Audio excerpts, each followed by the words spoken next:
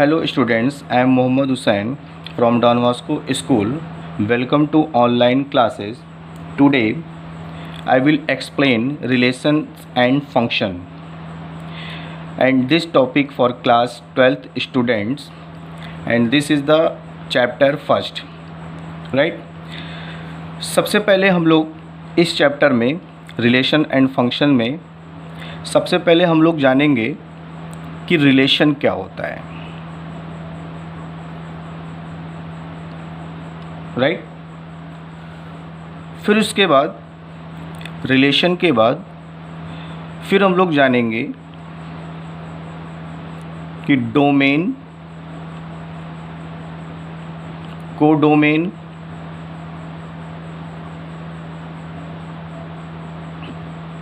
And range क्या होता है, राइट। सबसे पहले हम लोग जानेंगे रिलेशन क्या होता है, डोमेन, कोडोमेन एंड रेंज क्या होता है, and third point reflexive,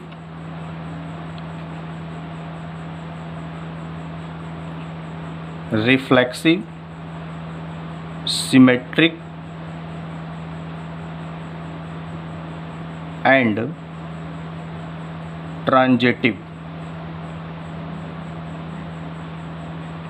transitive के बारे में जानेंगे, right.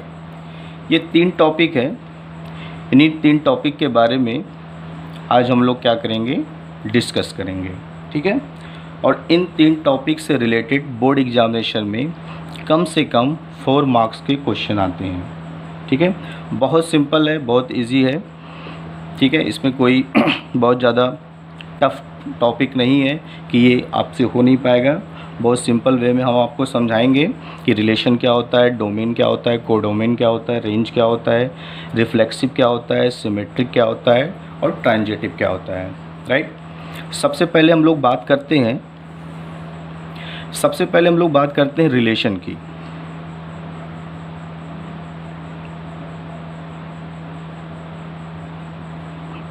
Right. Relation, what is relation? Relation को लिखते कैसे हैं हम लोग हैं? पहले सपोज दैट कोई सेट X है और कोई दूसरा सेट Y है। सेट X में A B C, set X में A B C एलिमेंट हैं और सेट Y में 1 2 3 एलिमेंट हैं, राइट। सेट X में A B C एलिमेंट हैं और सेट Y में 1 2 3 एलिमेंट हैं, राइट। A रिलेट कर रहा है किससे? सपोज दैट A रिलेट कर रहा है 1 से, B रिलेट कर रहा है 3 से और C रिलेट कर रहा है 2 से। A रिलेट कर रहा है 1 से, B रिलेट कर रहा है 3 से और C रिलेट किससे कर रहा है? 2 से रिलेट कर रहा है। तो इन दोनों सेट के बीच में किस तरह का रिलेशन होगा और उस रिलेशन को हम लोग लिखेंगे कैसे?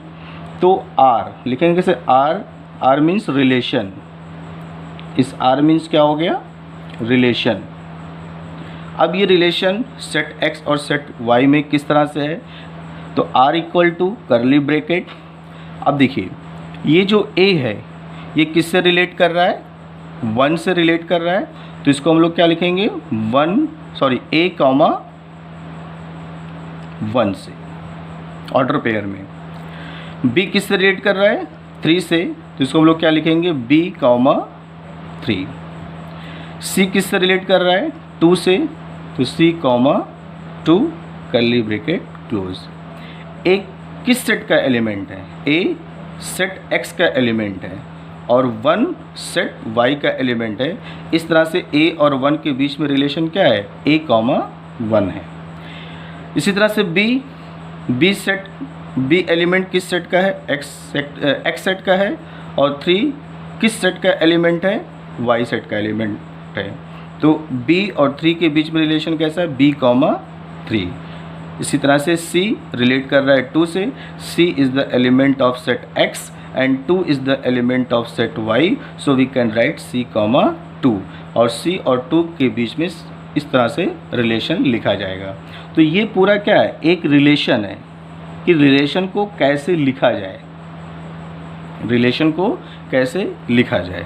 ठीक है, तो किसी भी रिलेशन को लिखने के लिए आपको कम से कम 2 सेट होना ज़रूरी है और एक सेट का एलिमेंट दूसरे सेट्स के एलिमेंट से रिलेशन कैसे कर रहा है। तो पहले सेट x के एलिमेंट को लिखेंगे, फिर सेट y के एलिमेंट को लिखेंगे ऑर्डर पेयर में, राइट।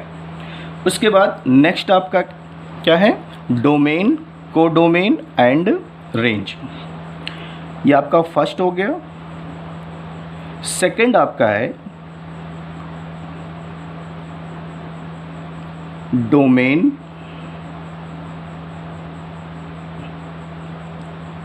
Codomain and range.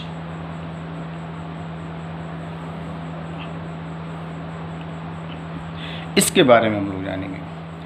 देखिए, डोमेन, कोडोमेन और रेंज, इसको जानने से पहले हम लोग सेट जो दिया रहेगा उस सेट से रिलेशन कैसे हम लोग बनाते हैं, ये तो हम लोग रिलेशन लिख लिए सेट x और सेट y के एलिमेंट को देख करके कि सेट x का एलिमेंट जो है सेट y के एलिमेंट से किस तरह से रिलेट कर रहा है। तो सबसे पहले हम लोग क्या करेंगे, उसके सेट x और सेट y के रिलेशन को बनाएंगे। इट मीन्स कि किसी भी रिलेशन को कैसे बनाया जाता है। जब रिलेशन आप बना लेंगे, यही थोड़ा सा टफ होता है, जब रिलेशन आप बना लेंगे तो उस रिलेशन के अकॉर्डिंग उस रिलेशन को देख करके आप डोमेन, कोडोमेन और रेंज आप पहचान जाएंगे कि कौन सा डोमेन है, कौन सा कोडोमेन है और कौन सा रेंज है, राइट। सपोज दैट कोई एक कंडीशन दिया हुआ है 2x plus Y equal to 10, ये कोई कंडीशन दिया हुआ है और इसके साथ ही दिया हुआ है कि x और y जो है वो नेचुरल नंबर को बिलोंग कर रहा है। जैसा कि आप जानते हैं कि natural number 1 2 3 4 5 and so on, 1 से स्टार्ट होता है नेचुरल नंबर। और एक दूसरा कंडीशन दिया हुआ है x is less than 5, right. एक कंडीशन आपका दिया हुआ है 2x plus Y equal to 10 और दूसरा कंडीशन आपका है x इज़ लेस देन 5 और एक्स वाई एक नेचुरल नंबर को बिलोंग कर रहा है, राइट। अब देखिए, इसको देखने से आपको क्या लगता है, x इज़ लेस देन 5, इसको देखने से ये लगता है कि जो x की वैल्यू होगी वो 5 से क्या होगी, कम होगी। इट मीन्स इसको आप क्या लिख सकते हैं, x इक्वल टू 1 2 3 4, केवल 4 तक लिखेंगे। 4 तक इसे लिखेंगे क्योंकि कंडीशन दी हुई है कि जो x है वो 5 से क्या है, कम है। तो अगर 5 से कम है तो x की जो वैल्यूज़ हो सकती है वो क्या क्या हो सकती है, 1 2 3 4 यही हो सकती है, इसके अलावा नहीं हो सकता है, ठीक है। अब ये जो x की वैल्यू 1 2 3 4 दी हुई है, इस x की वैल्यू को हम लोग इस कंडीशन में बारी बारी से पुट करेंगे और पुट करके फिर हम लोग y की वैल्यू निकालेंगे। समझ रहे ना मेरी बात, समझ रहे हम क्या कहना चाह रहे हैं कि x इक्वल टू क्या है, 1 2 3 4 है। अब इस x की वैल्यू को हम लोग बारी बारी से इस कंडीशन में पुट करेंगे और y की वैल्यू निकालेंगे, ठीक है। और उस y की जो वैल्यू आएगी यानी वो सेट y का एलिमेंट होगा और ये जो आपका x इक्वल टू 1 2 3 4 है ये सेट x का एलिमेंट होगा, ठीक है। और जब सेट x का एलिमेंट आपको पता चल जाएगा और सेट y का एलिमेंट आपको पता चल जाएगा तो उसके बेस पर आप डोमेन, कोडोमेन और रेंज आप आइडेंटिफाई कर सकते हैं। तो चलिए सबसे पहले हम लोग क्या करते हैं, बारी बारी से 1 2 3 4 इस कंडीशन में वैल्यू पुट करते हैं और फिर y की वैल्यू फाइंड आउट करते हैं।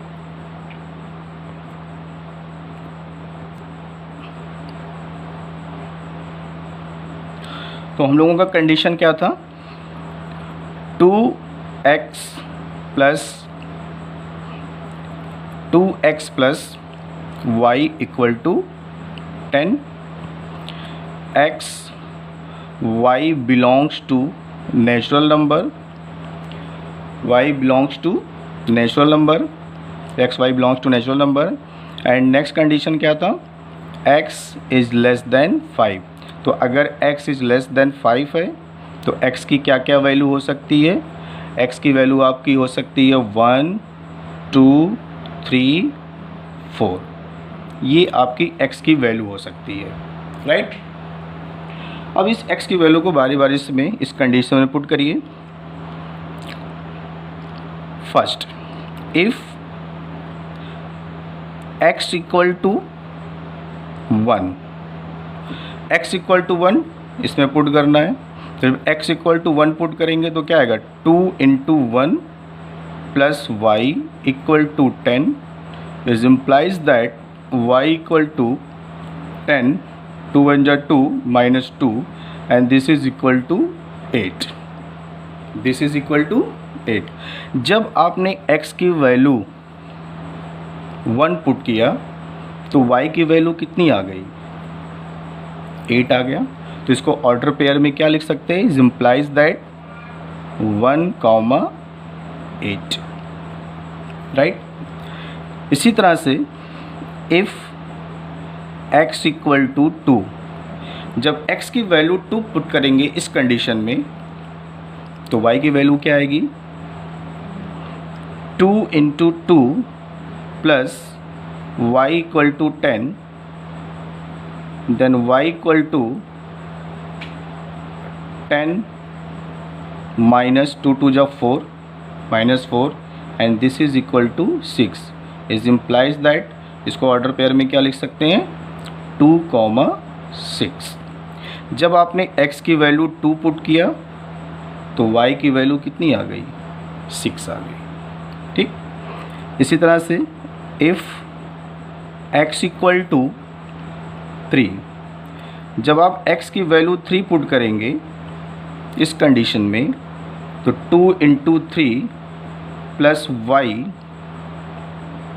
y equal to 10, then y equal to 10 minus 6 equal to 4, right.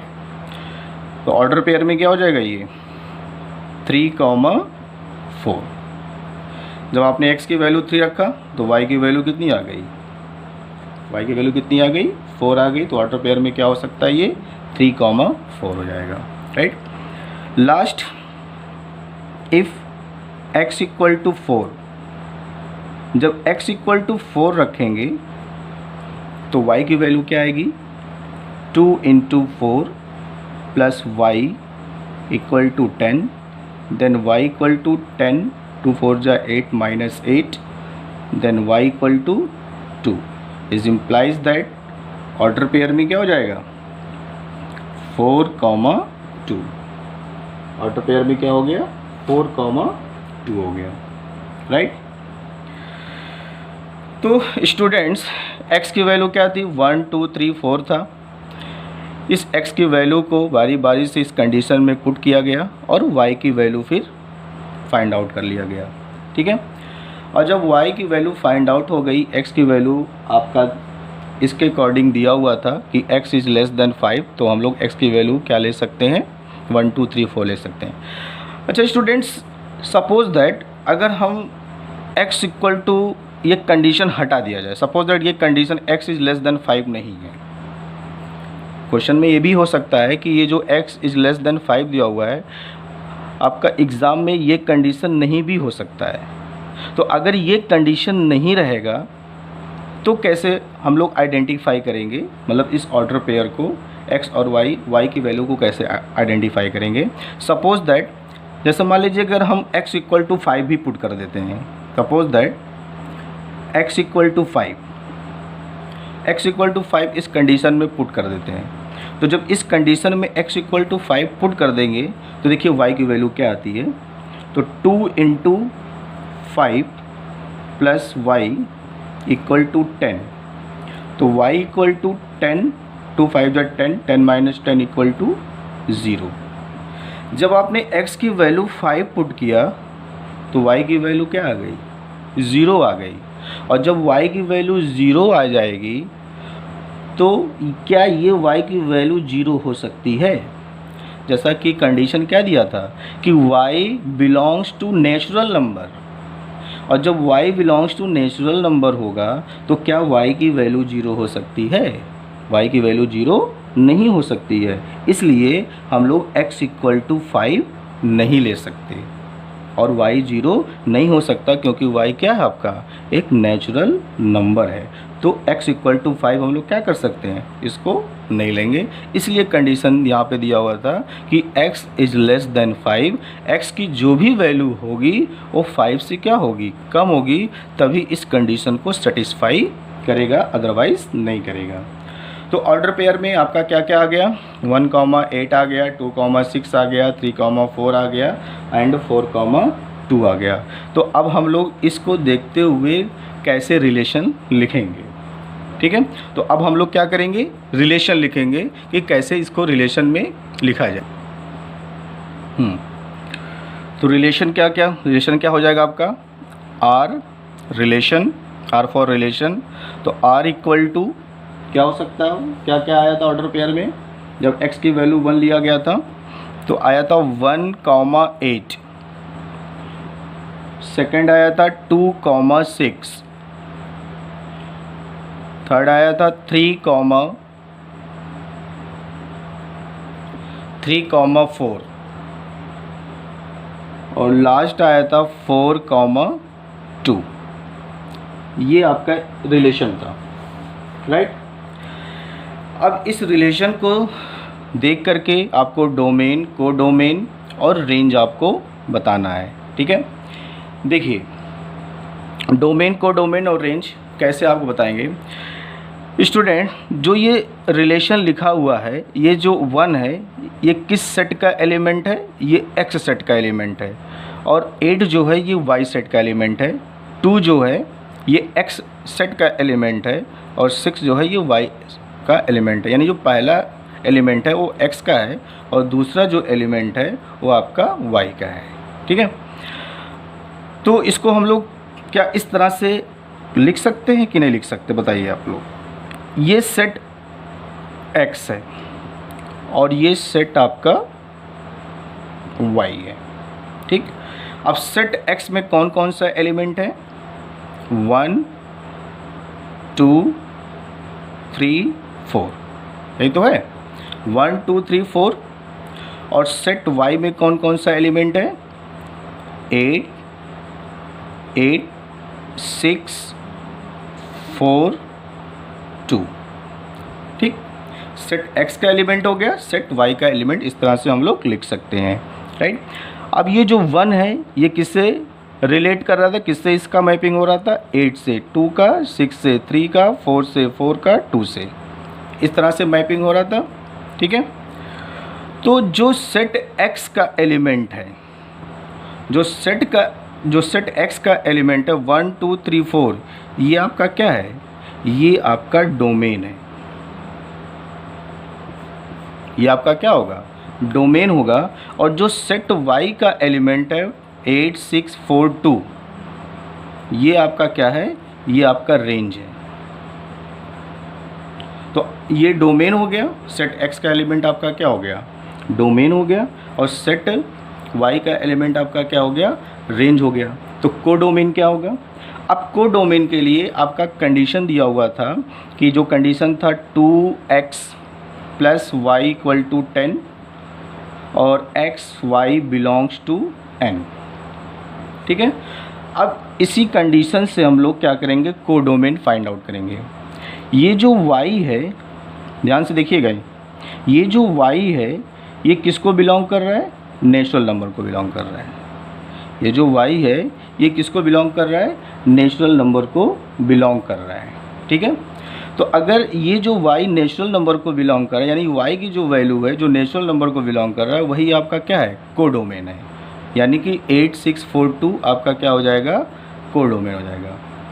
फिर आपके माइंड में ये भी कन्फ्यूजन आएगा कि सर x भी तो नेचुरल नंबर है, तो x को भी आप कोडोमेन बोल देंगे, ऐसा नहीं है।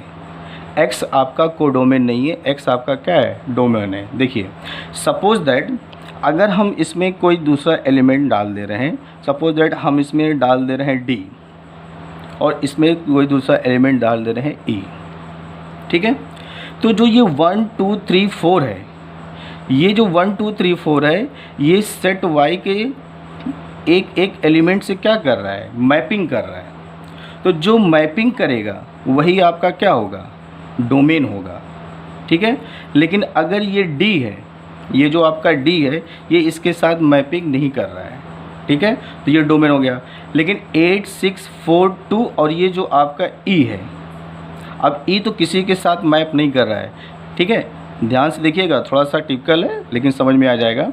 8 6 4 2 e है जो, ये मैंने हमने क्या किया है, यहाँ पे कोई एक एक्स्ट्रा एलिमेंट इस y सेट में डाल दिया है।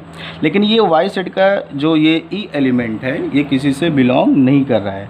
तो ये जो e है, ये e सेट y का ही तो एलिमेंट है। इट मीन्स e जो है ये y की ही तो वैल्यू है। इसका मतलब क्या हुआ, 8 6 4 2 और e ये आपका सब क्या होगा, कोडोमेन होगा।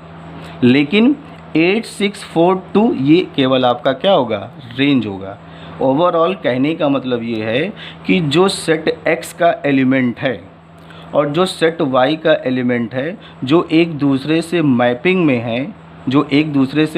में है, तो सेट x का जो एलिमेंट जो मैपिंग कर रहा है वो आपका डोमेन होगा, और जो सेट y का एलिमेंट है जो x से मैपिंग कर रहा है वो आपका रेंज होगा, और जो y सेट का पूरा एलिमेंट होगा वो आपका कोडोमेन होगा। अब जहाँ तक हम समझते हैं कि आपको अब समझ में आ गया होगा कि डोमेन कोडोमेन में क्या डिफरेंस है, इसको कैसे आप आइडेंटिफाई करते हैं। एक बार फिर से समझ लीजिए, सेट x का जो एलिमेंट है वो किसी न किसी से रिलेट कर रहा है, मैप कर रहा है। तो जब मैपिंग करेगा एक दूसरे से तभी वो डोमेन में आएगा। ये आपका क्या है, d y सेट के एलिमेंट से कोई रिलेट नहीं कर रहा है, कोई मैपिंग नहीं कर रहा है, इसलिए जो d है ये डोमेन नहीं है। समझ में आ रही ना बात।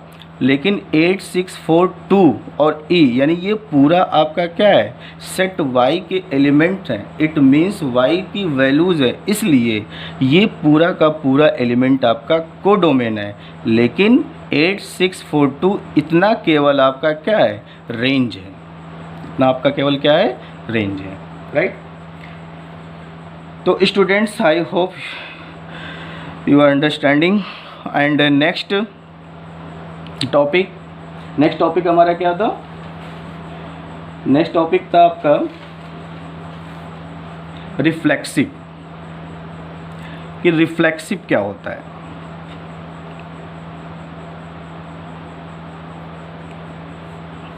रिफ्लेक्सिव अब हम लोग डिस्कस करेंगे किस पे, रिफ्लेक्सिव पे डिस्कस करते हैं, ठीक है। रिफ्लेक्सिव में क्या है, सपोज दैट कोई रिलेशन दिया हुआ है R, कोई रिलेशन R है, और ये जो रिलेशन A, B है, और ये जो A, B है ये सेट X को बिलोंग कर रहा है, ठीक है। एंड और जो X है वो 1 2 3 है, जो सेट X है वो क्या है, 1 2 3 है। तो आपको बताना है कि कैसे कोई सेट रिफ्लेक्सिव हो जाता है, ठीक है। इसके लिए हम आपको 5 रिलेशन लिखेंगे और उन पांचों रिलेशन से आपको ये बताएंगे कौन सा रिफ्लेक्सिव है, कौन सा सिमेट्रिक है और कौन सा ट्रांजिटिव है। फर्स्ट रिलेशन R1 आपका क्या है, 1 1 2 2 3 3 1 2 1 2 एक आपका ये रिलेशन है। आपको बताना है कि ये रिलेशन आपका रिफ्लेक्सिव है कि नहीं। अभी हम लोग इस पर डिस्कस करते हैं। पहले हम रिलेशन सारे लिख लेते हैं। R2 1 1 2 2 1 2 2,1, ये एक आपका हो गया। R3 1,1, 1,2, 2,3, 1,3, एक रिलेशन आपका ये हो गया। R4 रिलेशन 1,1, 2,2, 3,3, एक रिलेशन ये हो गया। लास्ट R5 1,1,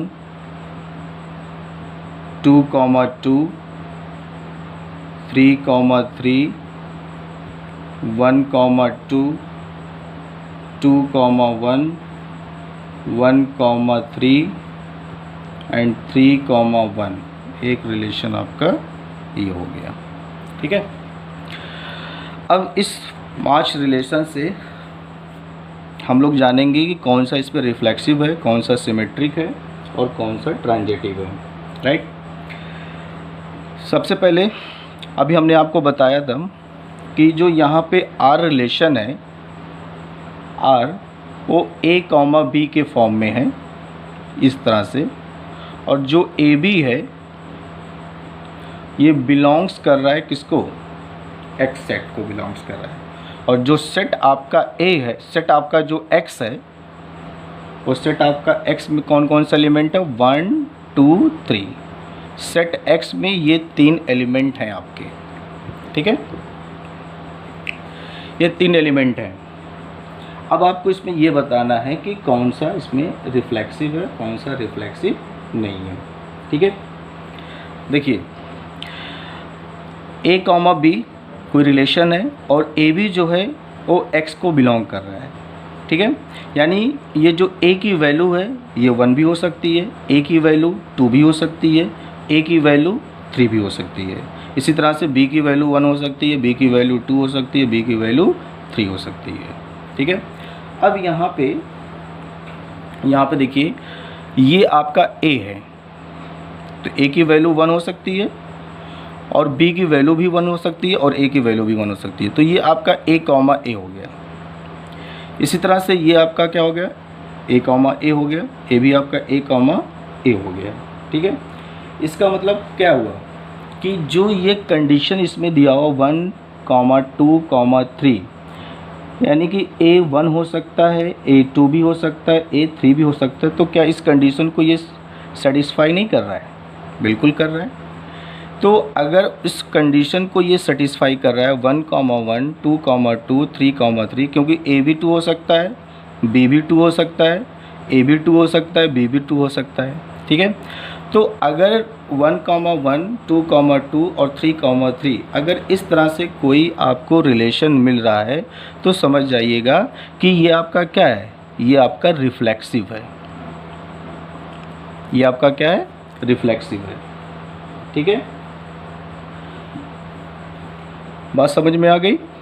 मतलब ये जो 1, 2, 3 एलिमेंट्स दिए हैं, इन 1, 2, 3 एलिमेंट्स का इसमें इटसेल्फ होना चाहिए। इटसेल्फ का मतलब 1 है तो 1, 1 होना चाहिए, 2 है तो 2, 2 होना चाहिए, 3 है तो 3, 3 होना चाहिए। अब आपके माइंड में आएगा सर 4, 4 नहीं हो सकता। नहीं हो सकता, क्यों? क्योंकि यहाँ पे जो x के एलिमेंट हैं वो 1, 2, 3 तक है। अगर यहाँ पे 4 होता तब हम 4, 4 देखते। ठीक है, अब बात आपको समझ में आ गई होगी। अब दूसरे सेट में आइए। दूसरे सेट में क्या है, 1, 1 है, ठीक, 2, 2 ये भी है, लेकिन 3, 3 इसमें नहीं है। तो आपका कहने का मतलब ये है कि पूरा होना चाहिए, जैसे जितने एलिमेंट्स हैं वो सारे एलिमेंट्स इसमें बिलोंग्स करना चाहिए।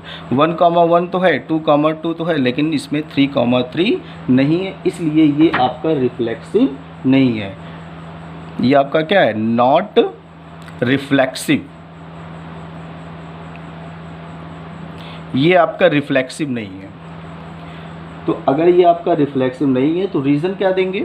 रीज़न यही होगा, अगर ये रिफ्लेक्सिव नहीं है, नॉट रिफ्लेक्सिव है, तो बिकॉज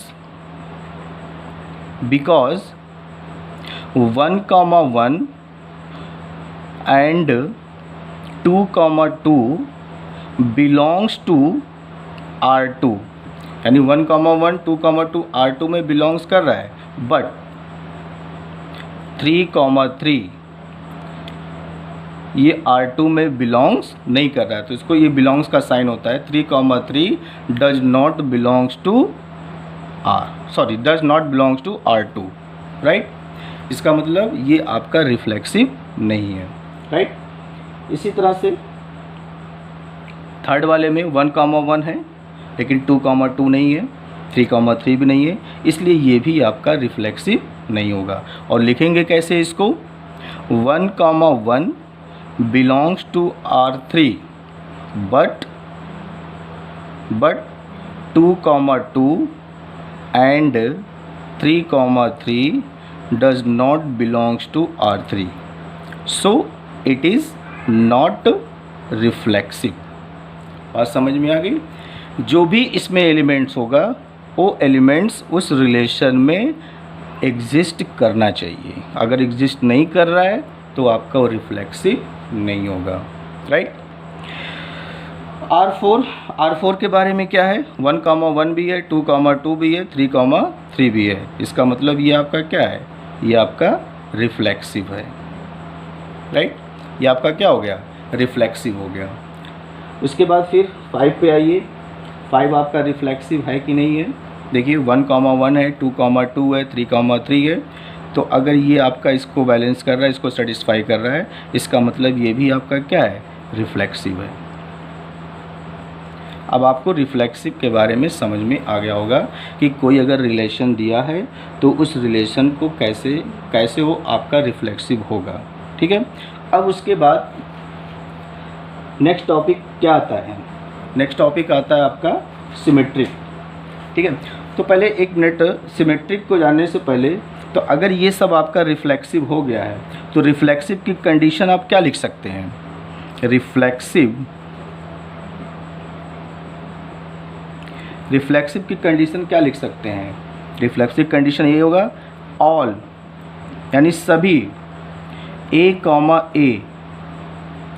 बिलोंग्स टू R, यानी A, जैसे हमने बताया ये भी A, है, ये भी A, है, ये भी A, है, ये A, है, जितने भी ये भी A, है, जितने भी A, होंगे सब रिलेशन में एग्जिस्ट करना चाहिए, उसमें कंटेन होना चाहिए। अगर ऐसा है देन रिलेशन आपका क्या होगा? रिफ्लेक्सिव होगा। All A, belongs to R, then relation is reflexive. तो रिफ्लेक्सिव के लिए यही कंडीशन है कि A, या B उस रिलेशन में एग्जिस्ट करना चाहिए, तभी वो रिफ्लेक्सिव होगा। एंड नेक्स्ट टॉपिक आपका क्या आएगा? नेक्स्ट टॉपिक आपका है सिमेट्रिक। कैसे हम लोग सिमेट्रिक चेक करते हैं? तो चलिए इसी में हम लोग सिमेट्रिक के बारे में जानते हैं कि कैसे इसमें सिमेट्रिक होगा। देखिए सिमेट्रिक को चेक करने के लिए हमेशा हम लोग क्या करते हैं? अपोजिट चेक करते हैं।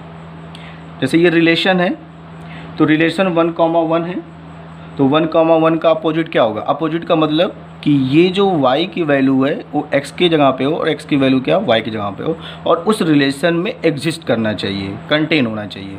तो 1,1 इसको चेक करने की बात नहीं, क्योंकि तो है ही है। 2,2 ये भी है, 3,3 ये भी होगा। इसमें आते हैं 1,2।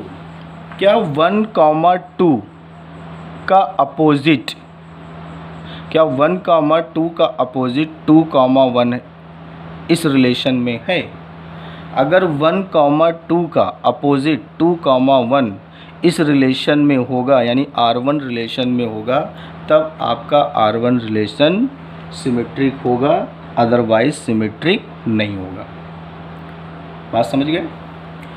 अगर फिर से सुनिए, अगर कोई भी ऑर्डर पेयर में रिलेशन आपका दिया हुआ है, जैसे 1,2 है, तो अगर 1,2 का अपोजिट, 1,2 का अपोजिट मीन्स 2,1 क्या उस रिलेशन में एग्जिस्ट कर रहा है कि नहीं कर रहा है। अगर एग्जिस्ट कर रहा है तब तो आपका सिमेट्रिक होगा, और अगर एग्जिस्ट नहीं कर रहा है तब आपका सिमेट्रिक नहीं होगा, right.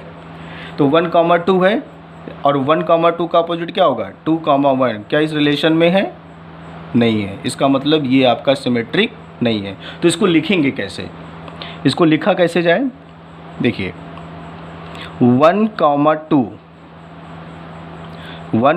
2 belongs to R1 but 2, 1 does not belongs to R1। बात समझ गए।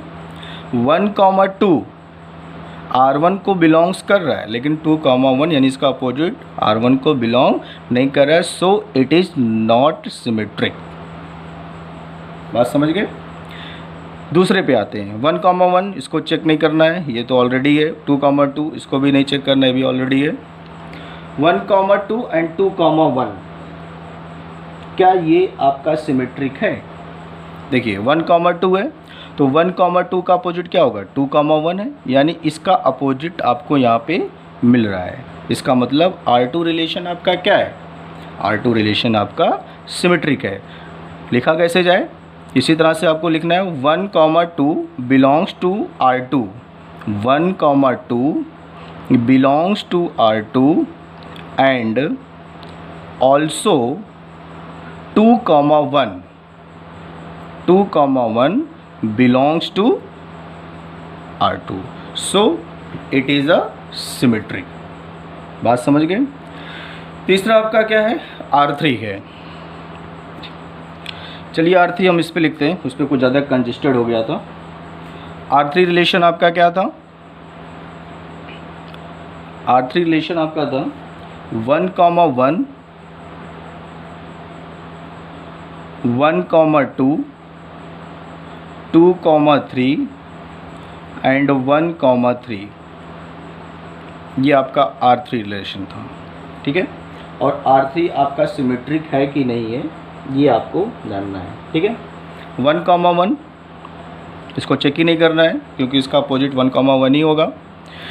अब आते हैं 1, 2। क्या 1, 2 का अपोजिट 2, 1 है,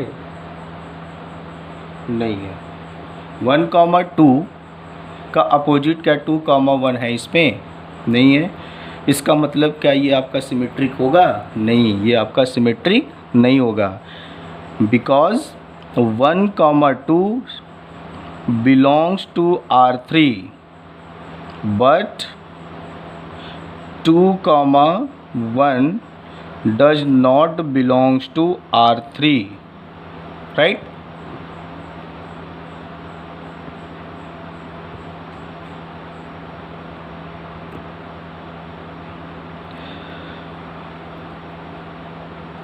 इसी तरह से 2, 3 भी का अपोजिट इसमें नहीं है, बस केवल एक कंडीशन आप लिख दीजिए, आपका वो सिमेट्रिक नहीं होगा। R4 इसी तरह से आप R4 भी चेक कर सकते हैं। R4 आप लोग इसको चेक करिएगा, इसी तरह से उसका जस्ट अपोजिट होना चाहिए, और R5 भी आप लोग चेक कर लीजिएगा, ठीक है। अब उसके बाद नेक्स्ट टॉपिक आपका लास्ट टॉपिक क्या है, ट्रांजिटिव।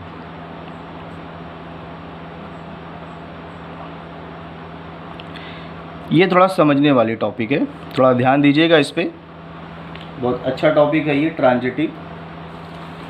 कैसे हम लोग इसको पहचानेंगे कि कोई भी रिलेशन कैसे ट्रांजिटिव है, ठीक है।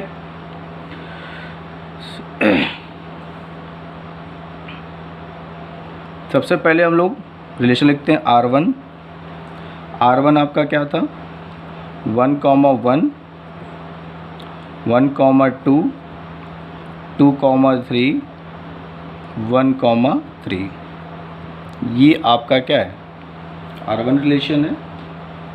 फिर R2 रिलेशन लिखा गया था। R2 रिलेशन क्या था, 1, 1 2, 2 1, 2 2, 1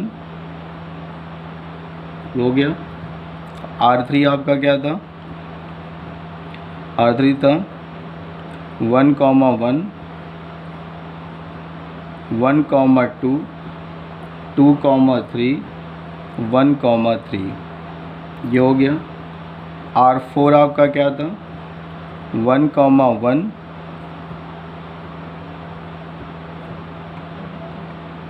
2,2 3,3 ये आपका R4 था। ठीक है, चलिए 4 पे ही डिस्कस कर लेते हैं। सबसे पहले हम लोग इससे समझते हैं R3 से। ठीक है, देखिए R3 में बहुत आसान है। जैसे यहाँ पे 1,1 तो जो 1,1 2,2 3,3 है उस पर चेक ही नहीं करना है। हम लोग कहाँ से चेक करेंगे, इधर से चेक करेंगे, यहाँ से। देखिए 1,2 है तो 1,2 का ये जो 2 है, फिर 2 से कौन सा ऑर्डर पेयर आपका स्टार्ट हो रहा है, तो 2 से ये आपका स्टार्ट हो रहा है, यानी इसका एंड और इसका स्टार्टिंग 1,2 है, एंड किससे हो रहा है 2 से हो रहा है, फिर 2 से कौन सा ऑर्डर पेयर आपका स्टार्ट हो रहा है, ये 2,3 हो रहा है। तो अगर ये 2,3 है, ये 1,2 है, तो ये दोनों नंबर आपके क्या हैं, सेम है। ठीक है, तो अगर ये दोनों नंबर सेम है तो इसका फर्स्ट और इसका लास्ट क्या हो जाएगा 1,3 हो जाएगा। बात समझ गए ना, फिर से समझिए 1,2 2,3 तो 1,2 जिससे एंड हुआ है, यानी वाई सेट के एलिमेंट से एंड हुआ है, और ये जो वाई सेट का एलिमेंट है ये एक्स सेट के एलिमेंट का सेम है। ये इट मीन्स कहने का मतलब ये है कि 1,2 है तो 2 पे एंड हुआ, तो कौन सा ऑर्डर पे 2 से स्टार्ट हुआ है, तो यही तो 2,3 यही तो 2 से स्टार्ट हुआ, ये तो 1 से स्टार्ट हुआ, तो इसको नहीं लेंगे इसमें। अभी हम लोग इसी को चेक कर रहे हैं 2,3 1,2 फिर 2,3, तो ये आपका दोनों क्या है, सेम हो गया। तो अगर ये दोनों सेम हो गया तो आपका क्या बचा 1,3, यही तो आएगा। तो क्या ये 1,3 इस R3 में बिलोंग कर रहा है? अगर 1,3 R3 में बिलोंग कर रहा है तब तो ये आपका ट्रांजिटिव है, तब ये आपका क्या है, तब आपका ये ट्रांजिटिव है, अदरवाइज ट्रांजिटिव नहीं होगा।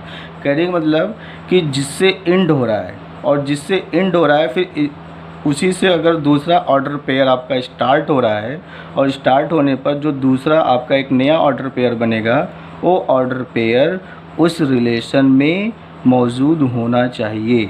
अगर उसमें वो एग्जिस्ट कर रहा है तब वो ट्रांजिटिव होगा, अदरवाइज़ वो ट्रांजिटिव नहीं होगा। तो इसको लिखा कैसे जाए, इसको लिखेंगे कैसे, इसको इस तरह लिखेंगे 1,2 belongs to R3 and 2,3 belongs to R3। तो 1,2 belongs to R3 2,3 belongs to R3, तो ये दोनों क्या हो गए, सेम हो गए। तो क्या हुआ, is implies that 1,3 is also belongs to R3, यानी ये 1,3 इसमें बिलोंग्स कर रहा है, R3 में बिलोंग्स कर रहा है, इसलिए ये आपका रिलेशन क्या होगा, ट्रांजिटिव होगा। राइट, इसी तरह से आपका सेकंड वाला भी हम लोग कर सकते हैं 1,1, इसको तो चेक ही नहीं करना है, इसको भी नहीं चेक करना है।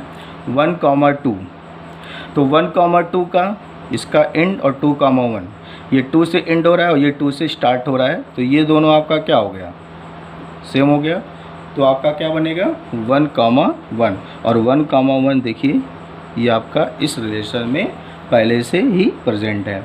तो लिखेंगे कैसे इसको, ये आपका ट्रांजिटिव होगा कि नहीं होगा, बिल्कुल ये आपका क्या होगा, ट्रांजिटिव होगा। लिखना कैसे, इसी तरह से इसको भी लिखेंगे 1,2 belongs to R2 and 2,1 belongs to R2।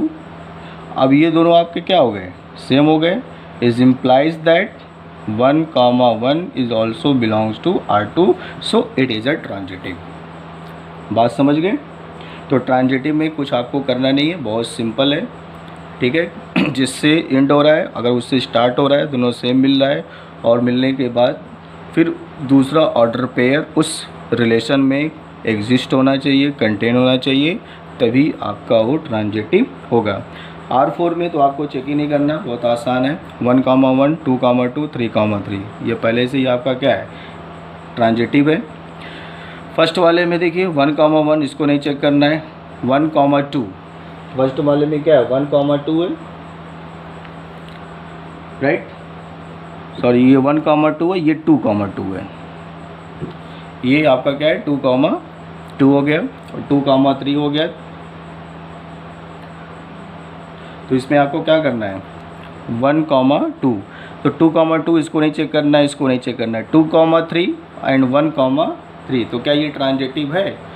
ये ट्रांजिटिव आपका नहीं है, क्योंकि जिससे ये एंड हो रहा है वहाँ पे यहाँ पे ये स्टार्टिंग नहीं हो रहा है। इसका मतलब 2,3, अगर 2,3 है तो यहाँ पे ये किससे स्टार्ट होना चाहिए था? 3 से स्टार्ट होना चाहिए था। तो यहाँ पे 3 से स्टार्ट नहीं है, 1 से स्टार्ट है, इसलिए ये आपका ट्रांजिटिव नहीं है। तो यहाँ पे वही लिखेंगे 2,3, 2,3 belongs to R1 but 3,1 is not belongs to R1, right. So students, इसी तरह से अब आप लोग क्या करेंगे, ट्रांजिटिव को चेक कर लेंगे, ठीक है। Thank you so much. चलिए, जितना अभी तक एक्सप्लेन किया गया है उसके बेसिस पर हम एक क्वेश्चन करते हैं, और ये क्वेश्चन जो है CBSE में 2019 में पूछा गया है, और ये क्वेश्चन कम से कम अगर पूछा जाएगा तो 4 मार्क्स में पूछा जाएगा, और 2019 में इस क्वेश्चन को बोर्ड एग्जामिनेशन में आया हुआ है। तो कैसे इस क्वेश्चन को हम लोग सॉल्व करते हैं, इसमें क्या पूछा है, check whether the relation R defined on set A and set A 1 2 3 4 5 6 as R equal to A comma B. जो 2 डॉट लगा हुआ है इसको सच दैट रीड करते हैं, A comma B such that B equal to A plus 1 is reflexive, symmetric और transitive. इसको check करना है कि ये जो रिलेशन है, ये रिलेशन आपका ट्रांजिटिव है कि सिमेट्रिक है कि रिफ्लेक्सिव है, ठीक है। तो सबसे पहले हम लोग क्या करेंगे, रिलेशन को बनाएंगे कि रिलेशन कैसे बनेगा। अभी हमने आपको बताया है कि रिलेशन कैसे बनाया जाता है। सबसे पहले हम लोग क्या करते हैं, जो कंडीशन दिया होता है उस कंडीशन के अकॉर्डिंग हम लोग रिलेशन बनाते हैं। तो कंडीशन आपका क्या दिया हुआ है, कंडीशन ये दिया हुआ है आपका R A comma B, R means relation such that B equal to A plus 1, right, ये आपका कंडीशन है। तो सबसे पहला काम हम लोग क्या करेंगे, सबसे पहला काम हम लोग रिलेशन बनाएंगे कि रिलेशन क्या होगा, ठीक है। तो रिलेशन बनाने के लिए, और यहाँ पे याद रखिएगा कि जो ये आपका ए कॉमा बी है ये किसको बिलोंग्स कर रहा है, सेट ए को बिलोंग कर रहा है, और सेट ए का जो एलिमेंट है 1 2 3 4 5 6 है, ठीक है, इसको याद रखिएगा, ठीक है। अब उसके बाद रिलेशन आर हमको बनाना है, ठीक। अब यहाँ पे देखिए 1 2 3, जब हम ए की वैल्यू, यहाँ पे मान लीजिए अगर 2 सेट है, एक सेट आपका क्या है ये, दूसरा सेट आपका ये है, ये सेट ए है, इसका एलिमेंट ए है, ये सेट ये बी है, इसका एलिमेंट बी सेट का है, ठीक है।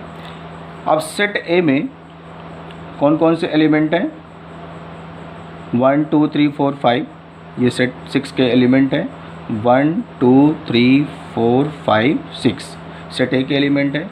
इसी तरह से 1 2 3 4 5 6।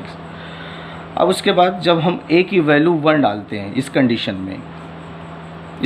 में, जब ए की वैल्यू हम 1 पुट करेंगे तो क्या आएगा रिलेशन, ए की वैल्यू 1 पुट करेंगे तो बी की वैल्यू क्या आएगी, क्या आएगी बी की वैल्यू, ए की वैल्यू अगर हम 1 पुट करते हैं तो बी की वैल्यू क्या आएगी, 2 आएगी, ये ए की वैल्यू 1 पुट 1 + 1 तो बी की वैल्यू क्या आएगी, 2 आएगी। फिर जब ए की वैल्यू हम 2 पुट करेंगे तो बी की वैल्यू क्या आएगी, 3 आएगी। तो इसी तरह से क्या हो जाएगा 2, 3, तो ए की वैल्यू इसमें पुट करना, बी की वैल्यू आपको फाइंड आउट करना है। तो क्या हो जाएगा 1, 2, 2, 3, इसी तरह से हो जाएगा 3, 4, 4, 5 एंड 5, 6, ठीक है। 6 नहीं डाल सकते क्योंकि अगर 6 इसमें वैल्यू पुट करेंगे ए की जगह पे तो 6 + 1 7, तो 7 आ जाएगा और 7 सेट ए में बिलोंग नहीं कर रहा है, इसलिए हम लोग कहाँ तक केवल चलेंगे, 5 तक लेके चलेंगे। ठीक है, तो ये आपका क्या हो गया, ये आपका रिलेशन बन गया, राइट। अब उसके बाद इस रिलेशन को देखते हुए हमको रिफ्लेक्सिव, सिमेट्रिक और ट्रांजिटिव आपको बताना है, राइट। तो सबसे पहले आपका क्या होगा, सबसे पहले आपका होगा रिफ्लेक्सिव। तो रिफ्लेक्सिव में आपको क्या बताया गया था, रिफ्लेक्सिव में आपको बताया गया था कि 1,1 हो, 1,1, 2,2, 3,3 एंड सो ऑन। क्या ये सभी इस रिलेशन में एग्जिस्ट कर रहे हैं, नहीं कर रहे हैं। 1,1 कहाँ यहाँ पे है, 2,2 है यहाँ पे, 3,3 है यहाँ पे, नहीं है। These are does not belongs to R. 1,1, 2,2, 3,3 ये सब ऑर्डर पेयर इस रिलेशन में बिलोंग नहीं कर रहे हैं, इसलिए ये रिलेशन आपका रिफ्लेक्सिव नहीं है। क्या लिखेंगे, सो it is not reflexive, right. Second आपका क्या है, सेकंड आपका है सिमेट्रिक। सिमेट्रिक चेक करते हैं, तो सिमेट्रिक हम लोग क्या करते हैं, जस्ट अपोजिट चेक करते हैं कि उसका अपोजिट है कि नहीं है। ठीक है, फर्स्ट आपका क्या है 1,2। तो 1,2 किसको बिलोंग्स कर रहा है, आर को बिलोंग कर रहा है। तो क्या 1,2 का अपोजिट 2,1 इस आर में एग्जिस्ट कर रहा है, बिलोंग कर रहा है। 2,1 कहीं आपको दिख रहा है, नहीं दिख रहा है। इसका मतलब क्या हुआ, but 2,1 does not belongs to R, so it is not symmetric, so it is not symmetric, right. I think आप समझ गए होंगे। एंड लास्ट क्या है, ट्रांजिटिव। अब ये ट्रांजिटिव है कि नहीं है। ट्रांजिटिव के लिए जिससे एंड होता है, अगर उससे स्टार्टिंग हो रहा है और दूसरा ऑर्डर पेयर अगर उस रिलेशन में एग्जिस्ट कर रहा है तो आपका ट्रांजिटिव होगा, अदरवाइज वो ट्रांजिटिव नहीं होगा। सपोज दैट 1,2 है, 1,2 है, किससे एंड हो रहा है, 2 से एंड हो रहा है, और यहाँ पे किससे स्टार्ट हो रहा है, 2 से स्टार्ट हो रहा है, राइट। तो अगर 2 से स्टार्ट हो रहा है 2,3, तो ये दोनों सेम हो गया, ये दोनों क्या हो गए, सेम हो गए। तो आपका दूसरा ऑर्डर पेयर क्या बनेगा, 1,3 बनेगा। ठीक है, तो 1,3 क्या इस रिलेशन में एग्जिस्ट कर रहा है, देखिए ध्यान से देखिए, क्या 1,3 इस रिलेशन में एग्जिस्ट कर रहा है, नहीं कर रहा है। इसका मतलब क्या हुआ कि 1,2 and 2,3 belongs to R, but 1,3 does not belongs to R, so we can say that relation R is not transitive, right। तो लिखेंगे कैसे इसको,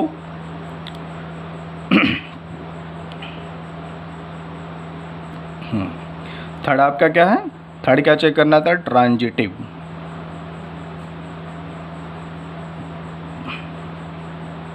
ट्रांजिटिव, तो ट्रांजिटिव में क्या था, ट्रांजिटिव में था कि 1,2 belongs to R and 2,3 is also belongs to R, right। यहाँ पे 2 से एंड हो रहा है और यहाँ पे 2 से स्टार्ट हो रहा है, तो ये दोनों आपका क्या हो गया, सेम हो गया। तो इसका मतलब आपका क्या बचेगा, 1,3 is implies that 1,3 does not belongs to R, right. तो अगर 1,3 रिलेशन आर को बिलोंग्स नहीं कर रहा है, इट मीन्स 1,3 रिलेशन आर में नहीं है, इट मीन्स वो रिलेशन आपका ट्रांजिटिव नहीं है।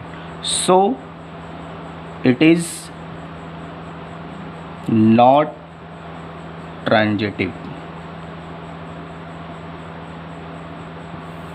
राइट। ये क्वेश्चन जो आपका है सीबीएसई बोर्ड में 2019 में पूछा गया है। इम्पॉर्टेंट क्वेश्चन है ये, जो हमने अभी आपको सॉल्व कराया है। इसी के बेसिस पर आप एनसीईआरटी का फर्स्ट एक्सरसाइज 1.1 जो है उसका जो फर्स्ट क्वेश्चन है, उसके फर्स्ट क्वेश्चन में भी यही तीनों आपसे पूछा गया है कि कौन सा ट्रांजिटिव है, कौन सा सिमेट्रिक है और कौन सा आपका रिफ्लेक्सिव है। तीनों को आपको चेक करना है कि ट्रांजिटिव, रिफ्लेक्सिव और सिमेट्रिक है कि नहीं है। जैसे मैंने इस क्वेश्चन को सॉल्व किया है, उसी तरह से एनसीईआरटी का एक्सरसाइज फर्स्ट 1.1 का फर्स्ट क्वेश्चन भी इसी तरह से आपको सॉल्व करना है, राइट। अगले वीडियो पे कुछ एक्सरसाइज के क्वेश्चन लेकर के हम लोग उसको सॉल्व करेंगे, डिस्कस करेंगे और उसी के बेसिस पे आप लोग उस एक्सरसाइज के क्वेश्चन को सॉल्व करेंगे। Thank you so much.